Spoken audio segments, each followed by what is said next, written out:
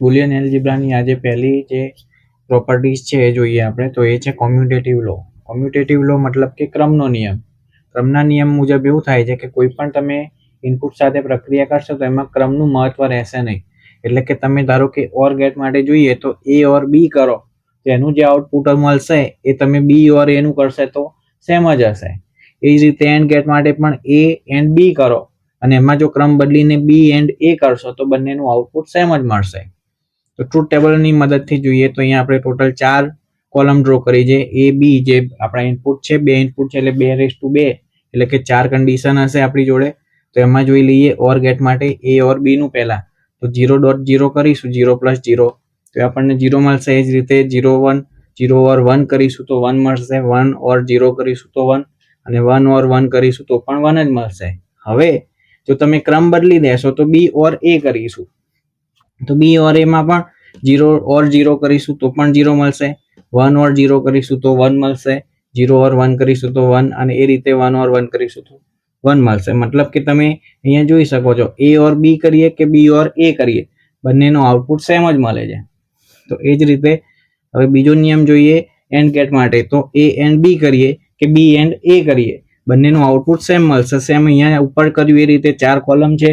એ બી જે ઇનપુટ છે અને એ એન્ડ બી એન્ડ એ તમે એન્ડ પ્રક્રિયા કરશો તો બંનેના તમે આઉટપુટ સેમ મળે છે જોઈ શકો છો. તો આ તો આપણો ક્રમનો નિયમ જેને કહેવાય કોમ્યુટેટિવ લો.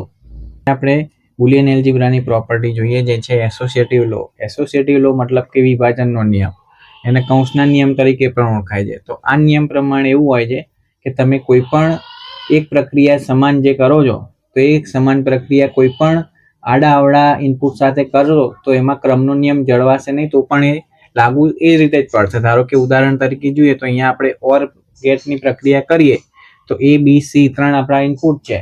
તો એમાં સૌથી પહેલા આપણે બી + સી કરીએ એટલે કે બી એના ઓર સાથે સી કરીએ અને એના જે મળે આઉટપુટ એના સાથે આપણે એનું કરીએ તો એ જ આઉટપુટ જે મળશે એ આપણે એ અને બી નું પહેલા કરીશું અને પછી એના સાથે સી નું કરીશું તો સેમ રહેશે. એટલે કે અહીંયા તમે જોઈ શકો છો કે સૌથી પહેલા બી અને સી ના પહેલા કૌંસમાં રાખ્યા અને એના જોડે એ નું કર્યું આઉટ ઓર. તો એ જ રીતે અહીંયા એ અને બી નું પહેલા કર્યું ને એની સાથે સી નું કર્યું તો અહીંયા કોઈ ફરક પડશે નહીં. તો એ જ રીતે એન્ડ ગેટ માટે પણ અહીંયા લાગુ પડે છે કે એ એન્ડ બી એન્ડ સી હોય તો સૌથી પહેલા આપણે બી અને સી નું એન્ડ ગેટ કરીએ પ્રક્રિયા અને પછી એની સાથે એની કરીશું તો એ જ આઉટપુટ જે મળશે એ અને બી નું જે પહેલા કરીશું અને એની સાથે સી નું કરીશું તો સેમ મળશે. તો આમ તમે કૌંસનું જે ચિહ્ન છે એ કોઈ પણ જગ્યાએ તમે લાગુ પાડી શકો છો. અહીંયા કોઈ ક્રમનું કે એનું મહત્વ જળવાશે નહીં, પણ ધ્યાન એટલું રાખવાનું કે જે પ્રક્રિયા કરો છો એ ચિહ્નો જ દરેકના સેમ હોવા જોઈએ. બરોબર. તો અહીંયા ધારો કે પહેલું જે નિયમ છે આપણે ઓર ગેટનો એનો અહીંયા ટ્રુથ ટેબલની મદદથી જોઈએ તો અહીંયા આપણે જોડે ટોટલ 1 2 3 4 5 6 7 જેટલા કોલમ બનાવ્યા છે, જેમાં પહેલા 3 એ બી અને સી એ 3 આપણા ઇનપુટ છે. 3 ઇનપુટ હોય એટલે ટોટલ 2/3 બરાબર 8 જેટલી કન્ડિશન અહીંયા જોવા મળશે. હવે એના પછીનું જે કોલમ રાખ્યું છે એ પ્લસ બી અને બીજું રાખ્યું છે બી + સી એટલે કે એ ઓર બી અને બી ઓર સી. હવે આપણે એ ઓર બી જે છે એની સાથે સી નું આપણે કોમ્બિનેશન કરીશું તો એ આપણને મળે છે આ કોલમ. અને એ જ રીતે બી + સી ની સાથે જો તમે એનું અલગથી કરશો તો એનું કોલમ મળે છે આ રહ્યું. તો બંને કોલમ અહીંયા સેમ મળે એટલે કે એ ઓર બી ઓર સી કરીએ તો એનું આઉટપુટ જે મળે એ ઓર બી કૌંસમાં અને એની બહાર જે સી કરીશું એનું સેમ મળે છે. એ રીતે તમે એન્ડ ગેટનું પણ જોઈ શકો છો. બુલિયન એલ્જિબ્રાની આપણે ત્રીજી પ્રોપર્ટી જોઈએ જે છે ડિસ્ટ્રીબ્યુટિવ લો. ડિસ્ટ્રીબ્યુટિવ લો મતલબ કે વિતરણનો નિયમ. તો અહીંયા પહેલો નિયમ આપણે જોઈએ તો એ ઓર બી એન્ડ સી હોય તો એનું જે આપણને આઉટપુટ મળશે એ or B dot A or C જેટલું હશે. હવે એનું આપણે સાદું રૂપ આપીને એકવાર ચેક કરી લઈએ. તો ધારો કે આપણે લેફ્ટ હેન્ડ સાઈડ લખીએ કે એ ઓર બી એન્ડ સી છે. તો હવે આનું ઉદાહરણ આપીએ મતલબ એનું સાદું રૂપ આપીએ તો હવે એની સાથે ધારો કે આપણે એકની એન્ડ ગેટ કરીશું તો એમાં કોઈ ફરક પડશે નહીં. A=A.1 કરીએ અને બી ની જગ્યાએ B.C લખીએ. હવે જે 1 લખ્યો છે એ 1 ની જોડે કોઈ પણ વસ્તુ આપણને ઓર કરીશું તો એ વસ્તુ સેમ ના સેમ રહે. મતલબ કે 1 ઓર x લખો કે 1 ઓર y લખો કે 1 ઓર c લખો તો એનું =1 જ મળશે, કારણ કે એકનું ઓર કોઈ પણ સાથે ઓર કરીએ તો જવાબ મળશે 1 જ મળવાનું છે. તો અહીંયા 1 ની જગ્યાએ આપણે લખીશું પહેલા A.C વન ઓર બી લખીએ, કારણ કે વન એ સેમ જ રહેવાનો છે, અને બાજુમાં લખીએ જે સ્ટેપ આપણું છે. હવે બંનેનો ગુણાકાર કરીશું, A or one plus A or B plus B and C. બરોબર, અને કૌંસની અંદર લઈ ગયા, બીજું કંઈ એક્સ્ટ્રા નહીં કર્યું.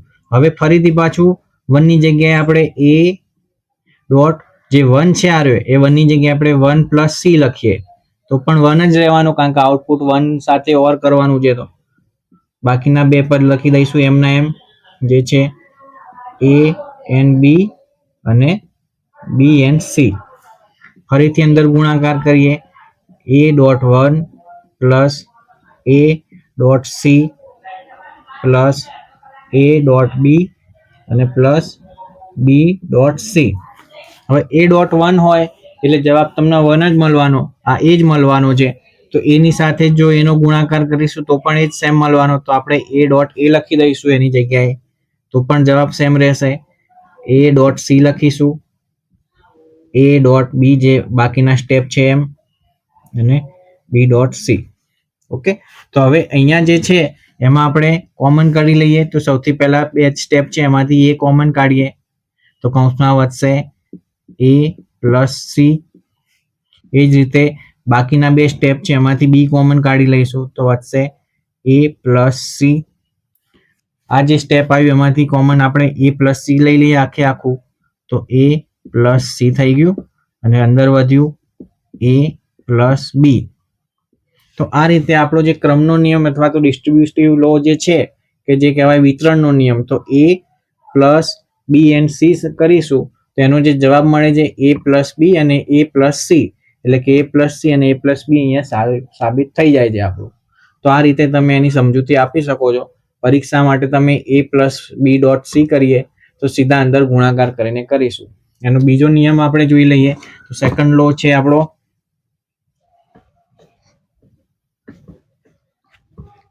જે રીતે આપણે પહેલા A plus B dot C કર્યું એ જ રીતે અહીંયા હવે આપણે કરીશું A dot B plus C. તો એનું આપણે સાદું રૂપ આપીશું તો એ મળશે A dot B plus A dot C, જે સિમ્પલ જ છે. તો આ રીતે તમે ડિસ્ટ્રીબ્યુટિવ લો એટલે કે વિતરણના નિયમની અંદર તમે કૌંસની અંદર જાઓ છો તો A dot B plus A dot C જેટલું આપણને આઉટપુટ મળશે. હવે આપણે બુલિયન એલ્જિબ્રાની આગામી એક પ્રોપર્ટી છે જે છે એબ્ઝોર્પ્શન લો, તો એ જોઈએ. તો એબ્ઝોર્પ્શન લો પ્રમાણે એ ઓર એ ડોટ બી કરીશું તો એનું જે આઉટપુટ મળશે એ જેટલું હશે. એની આપણે સાદું રૂપ આપીએ તો ધારો કે આ લખીએ left hand side A or બી. હવે એનું સાદું રૂપ આપીએ તો ધારો કે બંને સાથે આપણે ગુણાકાર કરીશું, અથવા તો બંને ટર્મ છે આપણા એમાંથી એ કોમન લઈ લઈએ. તો એ કોમન કાઢીશું તો પહેલા ટર્મમાં વધશે વન પ્લસ બી. બરોબર, તો અહીંયા તમે કોઈ પણ આપણે જાણીએ છીએ કે કોઈ પણ પ્રક્રિયા ઇનપુટ હોય એનું વન સાથે ઓર કરીશું તો એ હંમેશા વન જ આવવાનું. કોઈ પણ એક ઇનપુટ વન છે તો બાકીનું 0 હોય કે 1 હોય આઉટપુટ વન જ મળવાનું છે. તો અહીંયા આપણે સીધું વન પ્લસ બી ની જગ્યાએ 1 લખી દઈએ તો એ આપણને મળશે 1 ઇક્વલ ટુ એ. તો આ રીતે આપણે જોઈ શકીએ છીએ કે એ ઓર એ બી કરીએ તો એનું જે આઉટપુટ મળશે એ જેટલું જ હશે. એનો બીજો નિયમ આપણે જોઈએ તો એબ્ઝોર્પ્શન લો નો બીજો નિયમ છે એ ડોટ એ પ્લસ બી. એનું પણ જે આઉટપુટ છે એ જેટલું જ મળે છે, તો એ આપણે સાબિતી આપીએ. તો એ ડોટ એ પ્લસ બી કરીએ તો એનું સાદું રૂપ આપીએ, અંદર ગુણાકાર કરીશું તો A dot A plus A dot B. હવે એ ડોટ એ આપણે જાણીએ છીએ કે કોઈ પણ વસ્તુને એના સાથેનો ગુણાકાર એ જેટલો જ હશે આઉટપુટ અંદર, અને એ ડોટ બી થઈ ગયું. આ બંને સ્ટેપમાંથી પણ આપણે એ કોમન કાઢીશું તો જવાબ અંદર બીજું સ્ટેપ વધશે વન પ્લસ બી. હવે જેમ ઉપર વાત કરી કે વન પ્લસ બી એટલે કે વનની જોડે કોઈ પણ વસ્તુનું ઓર ગેટ કરીશું તો એ વન જ મળવાનું છે. તો એ વન પ્લસ બી ની જગ્યાએ વન જ લખાશે તો એ આપણને એ જ મળશે. તો આ રીતે આપણે એ and A B A plus બી કરીશું તો આઉટપુટ એ જ મળશે, એટલે કે એક સ્ટેપ ઓછું થઈ ગયું એટલા માટે એને એબ્ઝોર્પ્શન લો કહેવાય છે. એબ્ઝોર્પ્શન લોના આ હતા બે નિયમો. બાકીના બે નિયમો પણ હવે જોઈ લઈએ. બાકીના બે નિયમો છે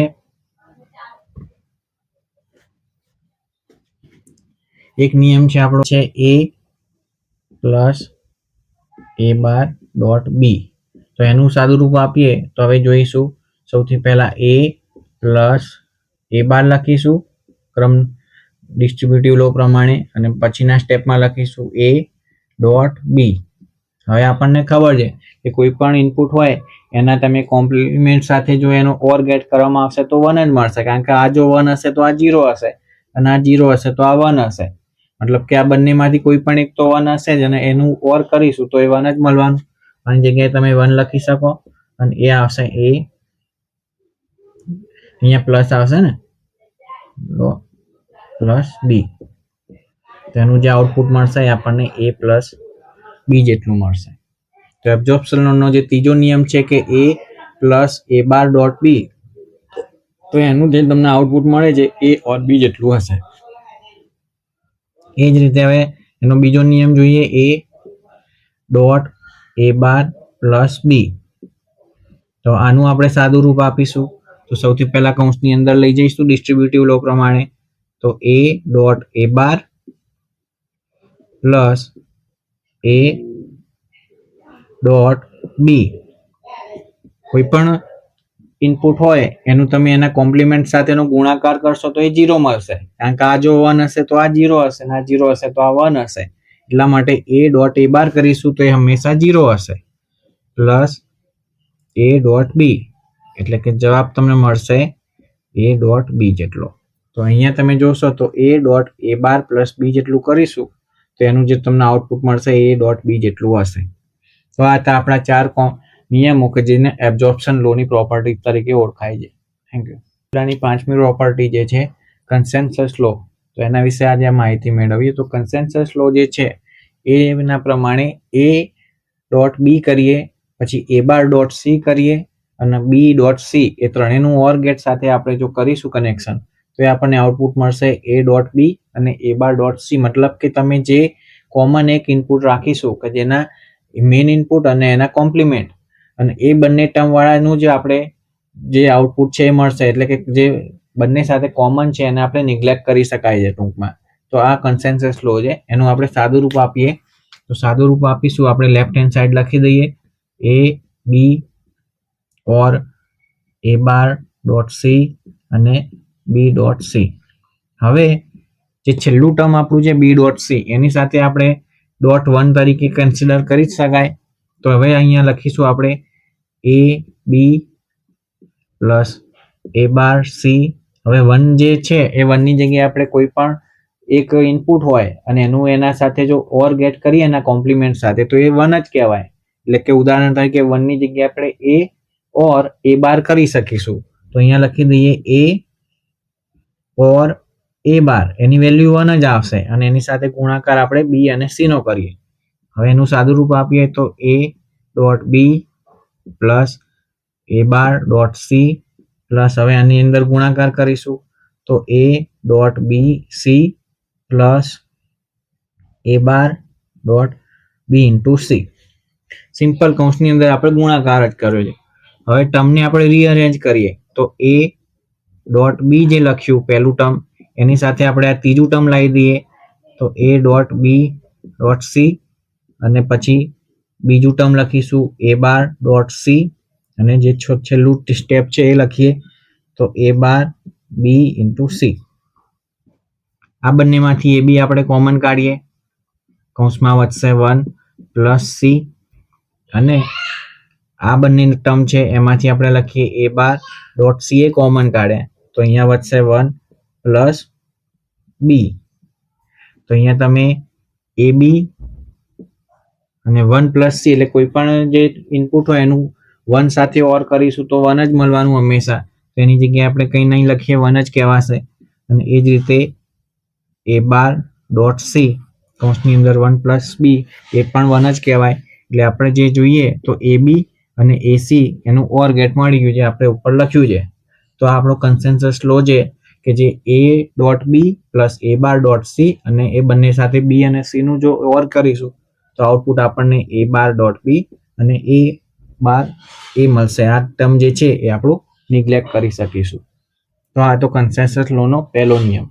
લોનો આપણે બીજો નિયમ જોઈએ તો એ ઓર બી હોય, એ બાર ઓર સી હોય અને બી ડોટ બી ઓર સી હોય, તો એનું જે આઉટપુટ મળશે એ માત્ર આપણા મેઇન ઇનપુટ અને એના કોમ્પ્લિમેન્ટ વાળા ટર્મ રાખીશું અને ત્રીજું ટર્મ જે છે એને આપણે નિગ્લેક્ટ કરીશું તો ચાલશે, એના જેટલું હશે. તો આપણે એનું ઉદાહરણ સાદું રૂપ આપીએ, આપણે જે લેફ્ટ હેન્ડ સાઈડ છે કે એ ઓર બી,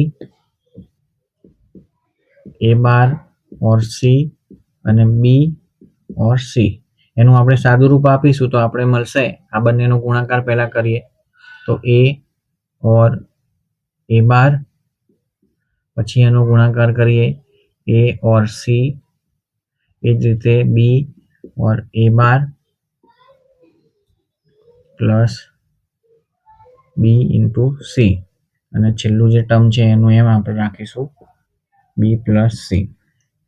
હવે આ ટર્મનો આના સાથે ગુણાકાર કરીશું તો એ ટર્મ મળશે આપણને A or A bar plus dot B plus A dot C dot B, એ જ રીતે અહીંયા લખીશું બી ડોટ એ બાર ડોટ બી, બી સાથે આખાનો ગુણાકાર કરી રહ્યા છીએ B dot C into B, અને હવે સી સાથે ગુણાકાર કરીશું તો એ મળશે A dot A bar dot C plus A dot C dot C, એ જ રીતે B dot A bar dot C અને છેલ્લું ટર્મ આવશે B dot C dot C. હવે અહીંયા આપણે જોઈએ તો કોઈ પણ વસ્તુનો એના કોમ્પ્લિમેન્ટ સાથેનો ગુણાકાર હશે એ 0 હશે, તો એ ડોટ એ બાર વાળું 0 ટર્મ વાળું એક નીકળી જશે. એ જ રીતે અહીંયા અને બીજું ટર્મ નીકળશે એ ડોટ એ બાર વાળું ટર્મ આપણું જતું રહેશે. તો હવે ટર્મ વધશે A dot B dot C, એટલે કે એ બી સી. એ બાર બી અને બી બંનેનો ગુણાકાર છે તો એ લખીશું આપણે નોર્મલ એ ડોટ બી, કારણ કે બી ડોટ બી જ મળશે. એ જ રીતે હવે નેક્સ્ટ ટર્મ આવે છે બી ઇન્ટુ સી, કારણ કે બી ડોટ બી પણ બી જ રહેવાનું. હવે નેક્સ્ટ જોઈએ એ ડોટ સી મતલબ કે એ ઇન્ટુ સી લખી શકાશે. એ જ રીતે આવશે એ બાર બી ઇન્ટુ સી અને છેલ્લું ટર્મ આવશે બી ડોટ સી એટલે કે બી ઇન્ટુ સી. બરોબર. હવે બુલિયન લો પ્રમાણે બી ડોટ સી અને બી ડોટ સી એટલે કે 2BC ના લખાય, પણ B dot C plus B dot C એટલે બીસી જ કહેવાય. તો અહીંયા હવે નેક્સ્ટ આપણે ટર્મ લખીશું તો અહીંયા આપણે એબીસી અને એ બાર બીસી વાળા ટર્મ આપણે જોડી લઈ લઈએ તો એ બી સી પ્લસ આ ટર્મ આપણે જોડી લઈશું એ બાર બી ઇન્ટુ સી, પછી લખીશું એ બાર બી, બીસી તો સેમ જ રહેશે કારણ કે 2BC નહીં લખીએ આપણે, બીસી જ રહેશે અને છેલ્લું લખીએ એ ઇન્ટુ સી. હવે આ જે ટર્મ છે એમાંથી બીસી કોમન કાઢી દઈએ, કૌંસની અંદર વધશે એ પ્લસ એ બાર, અહીંયા એ બાર બી, અહીંયા બી ઇન્ટુ સી અને અહીંયા એ ઇન્ટુ સી. તો અહીંયા એ અને એ બારનો ઓર ગેટ કરીશું તો એ 1 જ મળવાનો છે, તો બીસી પ્લસ એ બાર બી પ્લસ ફરીથી બીસી અને એસી. ઉપર જેમ વાત કરી કે બે બીસી હતા તો આપણે સિંગલ લખીશું, તો સેમ વસ્તુ અહીંયા પણ થઈ, એ બીસી થઈ ગયા તો અહીંયા આપણે લખી દઈશું એ બાર બી પ્લસ અહીંયા 2BC નહીં કરીએ, માત્ર બીસી જ લખીશું કારણ કે ઓર પ્રક્રિયા છે, અને અહીંયા આવશે એ ઇન્ટુ સી. આ ત્રણ જે સ્ટેપ મળે એમાં આપણે એક એડ કરીએ 1, ધારો કે તો અહીંયા આપણે એડ કરીશું એ બાર ડોટ એ વધારાનો 1, કોઈ પણ સાથે 1 નું એડ કરીશું તો કોઈ ફરક પડશે નહીં, તો એ 1 કર્યું. અહીંયા આગળ એનું સ્ટેપ લખી દઈશું, આ નવું ટર્મ એડ કર્યું છે આપણે બી ડોટ સી અને એ ડોટ સી. હવે આ બંનેમાંથી એ બાર કોમન લઈ લઈએ, કૌંસમાં વધશે એ પ્લસ બી. એ જ રીતે બીજું તે ટર્મ મળ્યું એમાંથી મળશે તમને સી કોમન અને ટર્મ અરેન્જ કરીએ તો એ પ્લસ બી મળી જશે.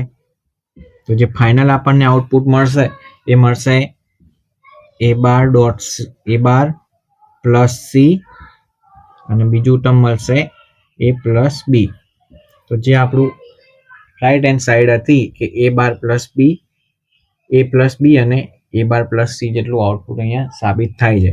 ફરીથી એકવાર એવું હોય તો જોઈ લઈએ. તો left hand side a plus B, a bar plus C અને b પ્લસ સી છે. હવે એનું આપણે ગુણાકાર કરીએ. તો પહેલા બે સ્ટેપનો ગુણાકાર કર્યો, તો એની સાથે a બારનો ગુણાકાર કર્યો, એની સાથે c નો ગુણાકાર કર્યો, પછી જેમ b આવ્યું તો b સાથે b ઇન્ટુ a બાર કર્યું અને b ઇન્ટુ c એટલે કે bc લખ્યું. એટલો કૌંસ પૂરો થયો. બીજું સ્ટેપ લખ્યું b પ્લસ c એમ લખી દીધું. હવે આ જે ટર્મ છે એની અંદર સાથે ગુણાકાર કરીશું. તો b સાથે આખાનો ગુણાકાર, પછી પ્લસ અને c સાથે આખાનો, તો b સાથે આનો ગુણાકાર કરીશું તો a બાર ડોટ b, પછી b નો a ડોટ c સાથે તો a dot c into b, b નો b ઇન્ટુ a બાર સાથેનો ગુણાકાર b into a bar into b થશે. એ જ રીતે bc સાથેનો ગુણાકાર bcb થશે. પ્લસ c નો ગુણાકાર આખા સાથે કરીશું તો a into a bar into c થઈ જશે. ac સાથેનો ગુણાકાર c સાથેનો acc થશે. એ જ રીતે બીજા ટર્મનો ગુણાકાર b a બાર થશે અને એ રીતે bcc થશે. આ જે ટર્મ થઈ ગયું એમાં હવે a ઇન્ટુ a બાર એટલે કે કોઈ પણ એના કોમ્પ્લિમેન્ટ સાથેનો ગુણાકાર 0 જ થાય, એટલે એ બંને ટર્મ અહીંયા 0 થઈ જશે. પછી કોઈ પણ ટર્મનો એના સાથેનો એન્ડ ગેટ કરીશું એ પણ હોય, એટલે b ડોટ b કરીએ તો b જ લખાશે. તો અહીંયા abc ખાલી લખાશે. આ ટર્મની અંદર a બાર b લખાશે. એ જ રીતે bcb ની જગ્યાએ પણ bc લખાશે, acc ની જગ્યાએ ac લખાશે અને bac ની b a બાર c ની જગ્યાએ a બાર bc લખી દીધું આપણે અને bcc ની જગ્યાએ bc લખ્યું. એટલું થઈ જાય. પછી હવે જોઈશું તો ટર્મને રીઅરેન્જ કર્યા, મતલબ abc અને a બાર bc ને એક સાથે લાયા, બાકીના ટર્મ એમના એમ લખ્યા છે. પછી જોઈએ તો આ બંનેમાંથી bc કોમન કાઢે, a અને a બાર વધ્યા, અંદર બાકીના ટર્મ એમનું એમ, a અને a બાર જે છે એનો n ગેટ કરીએ તો એ હંમેશા 1 મળે, તો એની જગ્યાએ 1 જ લખાય, એટલે bc અહીંયા ab એમનું એ રહેશે, bc એમનું એમ અને ac એમનું એમ રહેશે. બરોબર. તો આ થઈ ગયું. હવે bc બે વાર લખવાના છે, તો એ લખવાની જરૂર નથી કારણ કે અહીંયા ઓર ગેટ કરીએ છીએ, એટલે માત્ર એક જ વાર bc લખીશું. તો a બાર, bc અને ac. હવે 3 ટર્મ છે એની જોડે જો તમે ઓર ગેટ 1 ઉમેરો તો કોઈ ફેર પડવાનું નથી કારણ કે આ 0 છે. તો a બાર ઇન્ટુ a એટલે 0 થાય, તો 0 ઉમેરો કે બાદ કરો કોઈ ફેર નહીં પડે, એટલે a બાર ડોટ a એટલે કે 0 આપણે ઉમેર્યા તો અહીંયા 0 નો કોઈ ઇફેક્ટ નહીં આવે. તો a ડોટ a બાર આપણે ઉમેર્યું અને બાકીના 3 ટર્મ એમના એમ લખ્યા છે. પહેલા બે માંથી a બાર કોમન કાઢે એટલે કૌંસમાં વધે a પ્લસ b, બીજા ટર્મમાંથી c કોમન કાઢે તો કૌંસમાં વધે a પ્લસ b. હવે બંનેમાંથી a પ્લસ b કોમન થઈ ગયા છે અને બાકીના જે ટર્મ વધે a બાર અને c કે જે આપણું રાઈટ હેન્ડ સાઈડ સાબિત થાય છે. Thank you. અહીંયા ખાલી યાદ એટલું રાખવાનું કે જે આપણે આ જે ટર્મ ઉમેર્યું એ ટર્મ છે 0, કારણ કે 0 ઉમેરીશું તો કોઈ ફેર નહીં પડે, એટલે a બાર ડોટ a છે એ 0 છે, એટલા માટે એમાં ઉમેરીને આપણે સેટ કર્યું છે. Thank you.